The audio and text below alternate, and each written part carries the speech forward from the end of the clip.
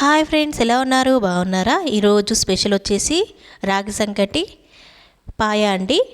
ముందుగా మేక కాళ్ళ ముక్కలను తీసుకొని నీట్గా వాష్ చేసుకొని పక్కన పెట్టేసుకోవాలి. తర్వాత కుక్కర్లో ఆయిల్ వేసుకొని సరిపడంత వేసుకున్నాక మసాలా దినుసులు వేసుకోవాలండి. దాల్చిన చెక్క, లవంగాలు, అనాస పువ్వు ఉంటాయి కదా, బిర్యానీ మసాలాకు సంబంధించిన మసాలాలన్నీ వేసేసుకొని తర్వాత ఉల్లిగడ్డలు వేసేసుకొని బాగా ఫ్రై చేసుకోవాలండి. ఈ పాయ తినడం వల్ల చాలా మంచిది, బోన్స్ స్ట్రాంగ్గా అవుతాయండి. తర్వాత అల్లం వెల్లిపాయ కూడా వేసేసుకొని పసుపు, అల్లం వెల్లిపాయ కూడా వేసేసుకొని ఫ్రై చేసేసుకోవాలి. ఉన్నాక ఈ మేక కాళ్ళను కూడా వేసేసుకొని ఇది బాగా ఫ్రై చేసుకోవాలండి. ఒక 10 మినిట్స్ ఇలాగే ఫ్రై చేసుకోవాలి.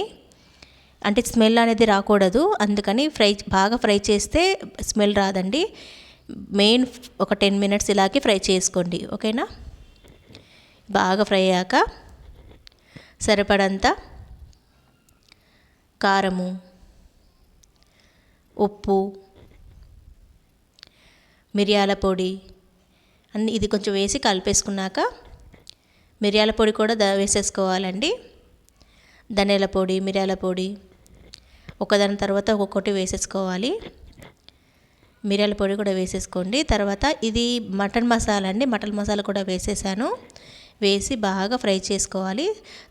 తర్వాత కుడక పొడి కూడా వేసేసి సరిపడంత వాటర్ పోసి విజిల్ పెట్టేసుకోవాలండి. ఈ విజిల్ కొన్ని మేకలు ముదురుగా ఉండడం వల్ల 10 విజిల్స్ పడుతుంది, కొన్ని తొందరగా ఉడికిపోతాయి లేతగా ఉంటే కర్రీ, ఓకేనా. విజిల్ పెట్టేసి ఒక 10-20 మినిట్స్ ఇలాగే ఉంచేసేయాలి విజిల్ పెట్టి.